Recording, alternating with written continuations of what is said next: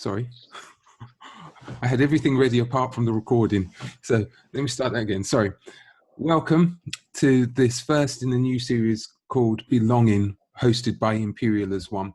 It's going to be a series of candid interviews where we're going to explore the BAME experience.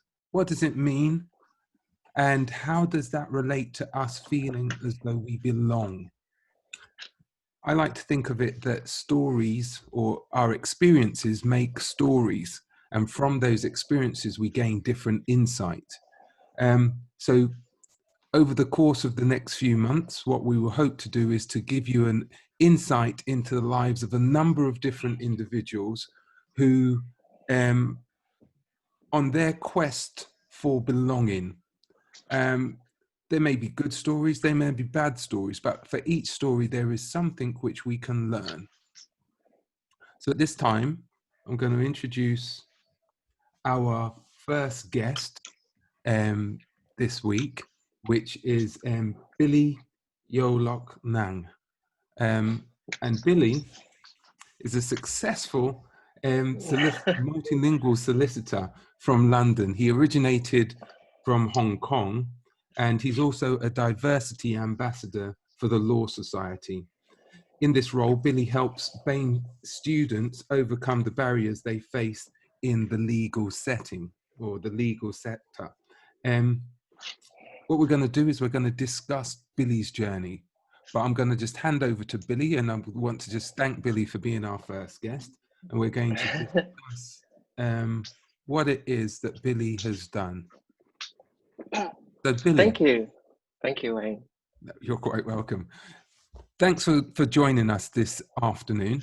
Could you just give us an insight into your role, what it is that you do, and then we can explore the process of your sense of belonging that you've developed over the years? Sure. So initially I come to this country in 2011. It's almost 9 years ago. And I first started at Kent Law School, and eventually I qualified as a criminal lawyer. But then my journey kind of shifted a little bit, and then I want to retrain myself to do, which is more commercial contract stuff. So I retrained myself as a commercial contract lawyer, and I used to work for a hedge fund law firm, and then I also changed different firms to work for Deloitte, and now I work for a delivery company online as the legal counsel. Fantastic. So Billy, in your journey, it sounds as though you're a native from Hong Kong, and then Yes. you come over to the UK. How was that? How did that impact on your sense of identity, sense of belonging, as such? It was crazy. When I first come here 9 years ago, I just graduated from high school. Not speaking the language so well, and I've never been really abroad before, apart from neighboring countries. So it's my first time in Europe, and I don't know what was gonna come to me. And it was a big culture shock for me when I first arrived on campus at Queen Mary to do my foundation degree. Everything was very strange. Freshers Week, everyone was partying, and I've never drank before. Especially with the language barrier as well, it was quite difficult for me to go through. I don't feel I belong to any group at all, because 19 years I feel like I belong to a certain community, but it's the first time I've been in a European country, and I was trying to find my own little clique. I just find a sense of belongings, but it was quite hard for me to start with before. So I was always with my little Chinese little group, and because I feel that's a little give me a sense of belongings there. Very frightened, very nervous of coming out from my comfort zone to make new friends, especially on the law course. But yeah, it was a little bit challenging at first. So which would you say was the main challenge? Was it a cultural issue that was the main challenge that you faced?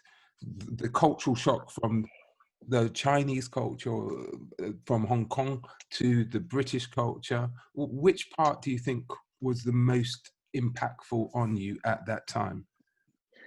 At that time, I think it will be the culture shock, Hmm. because you know, people, people joke differently as well. I don't get the joke, or even in a class of 20, 30 people, I don't get to feel that I connect with any of them. And I was too frightened as well. And especially when I first started out, when still navigating myself around London, I don't know if there's any resources that the university was able to provide me, mentoring, um, stuff like that. So I was still, it takes me a little while, but then eventually I think, through joining different societies, the law societies, different activities as well. So when I was in Queen Mary, I joined different kind of sports clubs, and that's, it gets me out of a comfort zone, get the conversations going. Hmm. But eventually I feel more at ease. It takes some time, but Hmm. then I eventually got there. So one of the ways that you overcame your initial sense of non-belonging was by trying to find an area where you could belong. So first of all, it was with your Chinese community, the other international students, and Yeah, then you also mentioned about the fact that you um, joined lots of different societies. Yeah. yeah. Um, how did joining the societies themselves, those that weren't predominantly from the Chinese community, for example, how did that help your sense of belonging? I think it helps you build up your own confidence as well, coming out from your comfort zone, your own little shell. When I, and it is through knowing more people, knowing more friends, and they'll introduce you to more friends and bring you to events. And I think that confidence that you build up can lead you on different things. For example, it was the confidence that these things help me, that helped me going into different, for example, law events. So when I was at my foundation year, there were a lot of different this inductions. There was this law events for junior or aspiring solicitors that I can go for, and it was that confidence.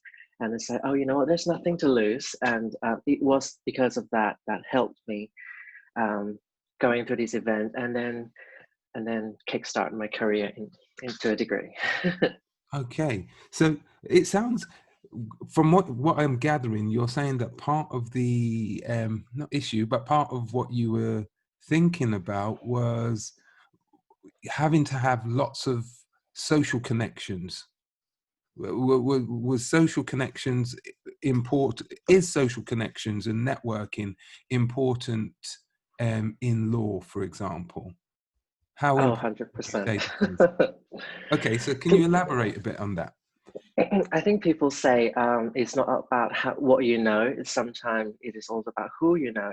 It Hmm. is right to a degree because, um, for example, but it takes a lot of time and patience, for me to have that confidence to go out there. Because, for example, quite reserved. I come from a culture which is quite reserved, and you need to push yourself out there in law and to mingle with different people, to get yourself introduced. And that this process takes a while, but then it is. I mean, the law culture itself is in a way like that, and I'm sure a couple of other professions are very similar. It is about how do you get yourself get exposure, get yourself mingling with the right people, and sometimes opportunities do come along in that. So I just want to go back a section, because you said about the fact about mingling and socializing and developing connections in Mm, that setting, but you also had mentioned that when you first came over, that you were a little bit shy because of language barriers. So yeah. how did you overcome that shyness in order to be able to start to work in networks so that you could actually get some more influence?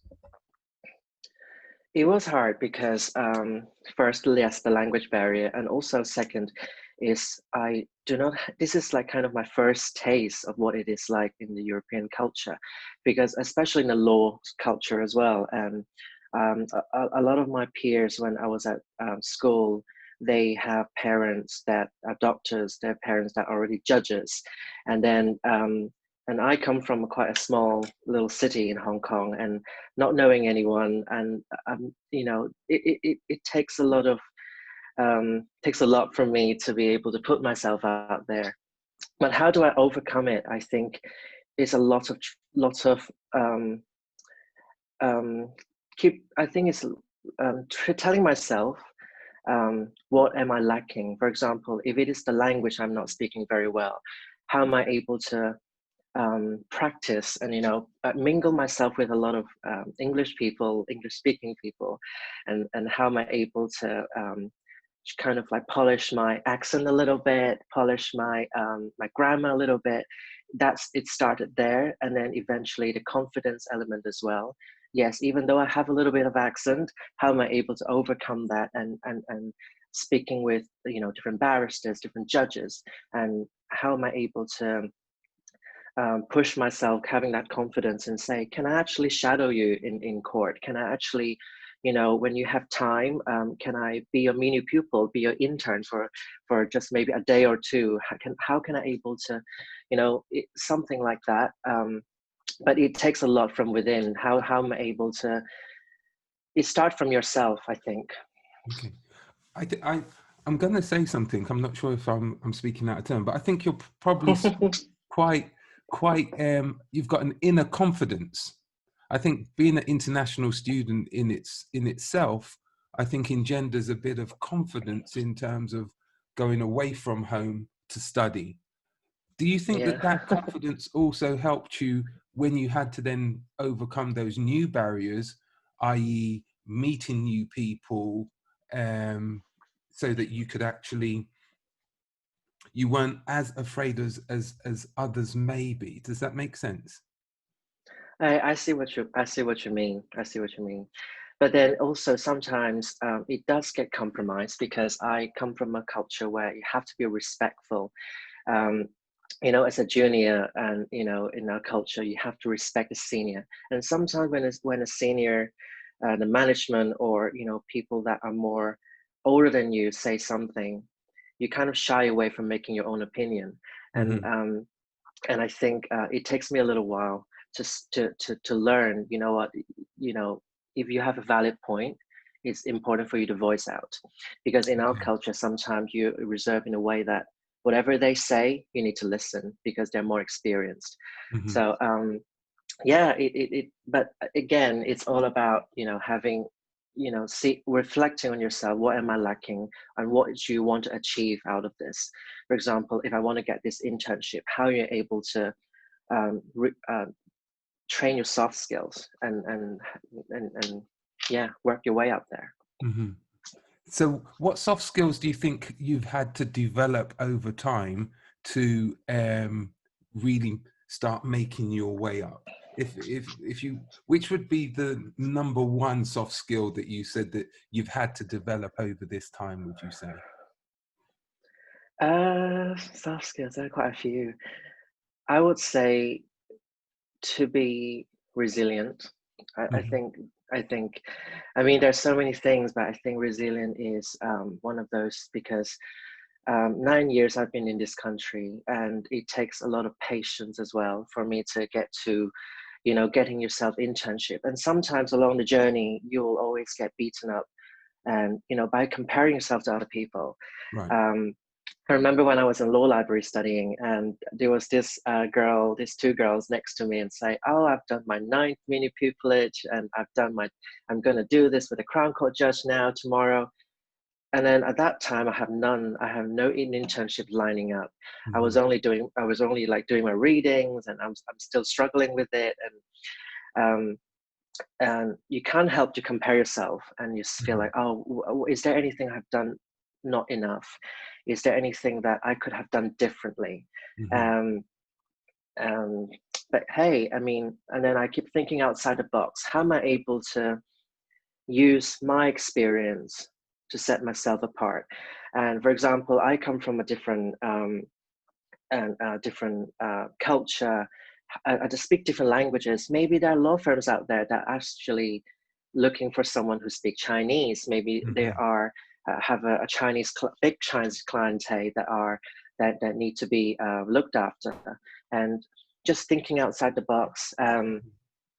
But there was a lot of setbacks as well, I must say, lots of them.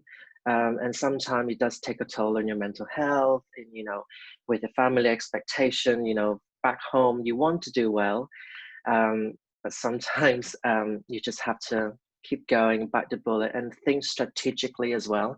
What if this fails? What if I put so much hard work in this and I still don't have that internship that I really, really wanted? But I still need to get exposure. How am I able to think outside the box and get that? Plan Bs, lots of plan Bs, plan C. You mentioned about setbacks, lots of setbacks, and you also mentioned about family expectations. How and also about the potential of mental health well-being. Could you give us any examples of a setback which and how, not so much what the setback was, but what it was that helped you to overcome that potential setback? If you can think of anything which would be of benefit to our listeners.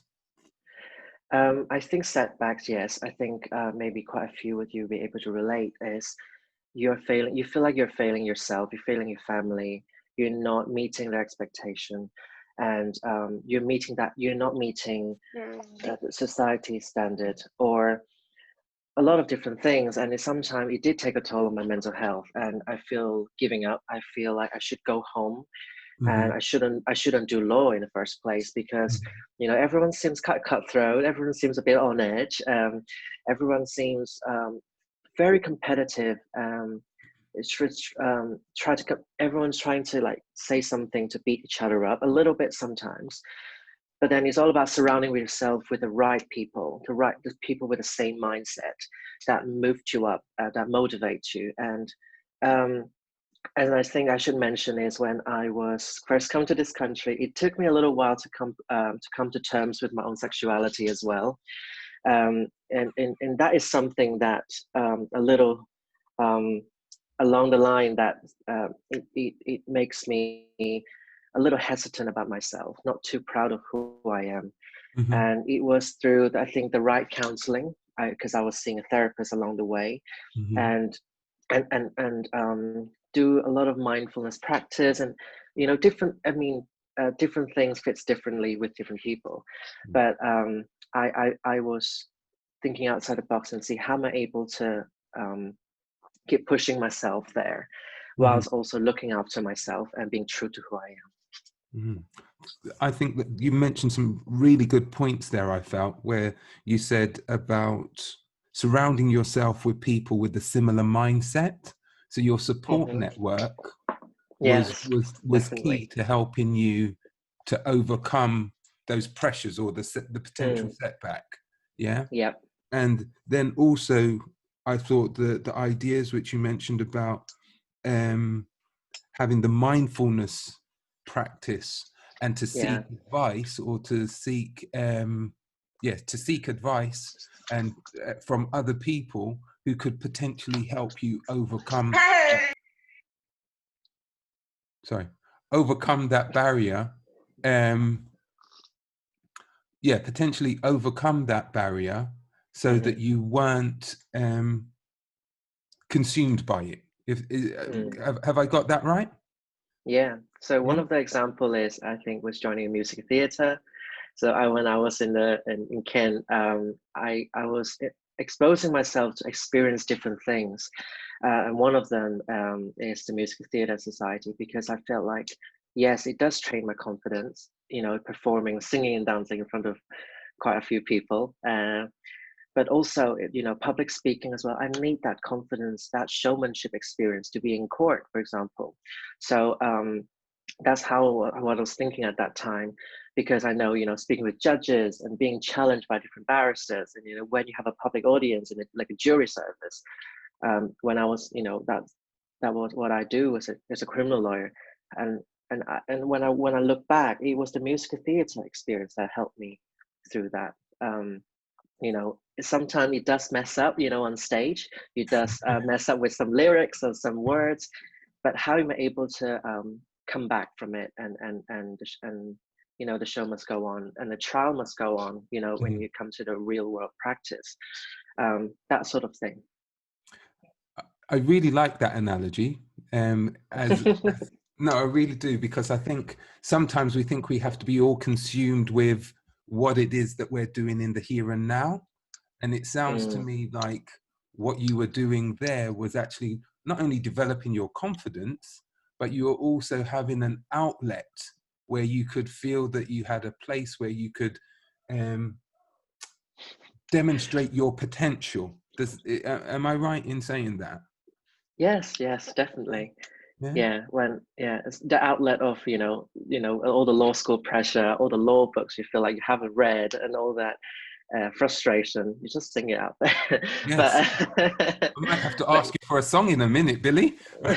oh no, no, no. Right. But one other thing which I'd like to touch on is just Hmm. the fact that you are now the diversity ambassador for the Law Society. Could you just give us a little taste about what that is, and what you do, and how that helps? So yes, it is a very new thing that the Law Society does. So it is something that helps. For example, I come from a background where, you know, my family are not from, you know, the higher class, you know, in Hong Kong. They are not lawyers, they're not professional themselves. Mhm, And I'm from an ethnic minority, LGBT community. Um, and still, you know, all the stereotype of what the law profession it is, like, you know, middle class, you know, having a dad which is a judge, or a doctor, mhm, or you know, middle class Uxbridge as well, or Uxbridge or Russell Group University, um, white middle class. A lot of the people, you know, especially in the barristers uh, route, a lot of people think, oh, you know, in the management, law firm management level, or a lot of barristers of Queen's Counsel are very, a high percentage is white. And and it is a scheme that promotes to individual or aspiring lawyers, or law students, that, you know, yes, even though you come from anything that non that, you know, you're from an ethnic minority, you're from people say, quote, a disadvantaged background, and how you're able to still feel like you have a chance, you have an opportunity, equal opportunity for this. mhm, um, so 2017, I applied to be an ambassador, and then they accepted my application. And so far, it's such an honor. And so far, I've been to different universities, different colleges, and give talks, and kind of give guidance to people that that want to just want to have a little insight of what it is like practicing law, mhm, how competitive it is, what was my process of getting myself that training contract, because it is a very it is quite a challenging thing to have, you know, to have that. Um, yeah, and I think what they try to do is they leave my email to, you know, on public, and for people that who wants to ask questions. So it's mhm, 10 of us for that year. So if people have any questions, they feel like they relate to our background a little bit, mhm, or because some people practice commercial law, some people practice criminal, some people practice corporate banking. So if they want to have a little bit of knowledge what it is in that sector, they will email us, and then we'll reply. We'll come up for a coffee. You know, I check their CV, stuff like that. yeah. But I hope every little helps. Yeah. Okay. So what I'm gonna, we're kind of like winding up this part of the interview, but one thing that I would ask is, what advice? Give us an example of some of the advice which you might give to younger Billy, a Billy when he was Oh no. 19, right? Billy just coming here from Hong Kong and just starting out. So you've met Billy on one of your events at university. What advice would you give to that younger Billy? Ooh, I think you to have fun with it. And I think, because I don't know, you know, when you have so much pressure on you, You set yourself a bar, a standard that you want to reach. I want to be a lawyer. I want to be a barrister. In 5 years' time, I want to do this and that and that. You know, and especially in your career, sometimes not even you wanting to be in that in the workplace itself, you put yourself under lots of pressure. Billable targets, for example, when you work in a law firm. You want to make so much money that you want to be promoted, you want to be noticed. So a lot of different things that that can contribute, that you have a bit of a negative impact on you. But I would say have fun with it, to my younger self, because we are so hard on ourselves sometimes. You compare yourself and then you beat ourselves up. And I think, you know, have fun with it, enjoy the ride, enjoy, because in during the whole process, I met so many incredible, inspiring people along my journey, people that take me under their wings, you know, and they say, they took a chance on me and say, I want to train you up. I want to, or I want to mentor you. I want to be your friend. A lot of things, I think a lot of times we just oversee that. We forget about that. You focus on that thing that you want, but we have to live in the moment as well, ride with it and have fun with it, enjoy it. Fantastic. Guys, I'm going to open up for questions. If there's any questions from those guys, everyone who have joined us, thank you for joining us. If you've got questions which you'd like to ask, either at this time, I'm going to just open it up so that we've got about 10 minutes or so of live questions. I'm also going to stop the recording, so anyone who wants to ask any really kind of like personal questions, it's up to Billy whether he answers. All right. But thank you for having me. Thank you.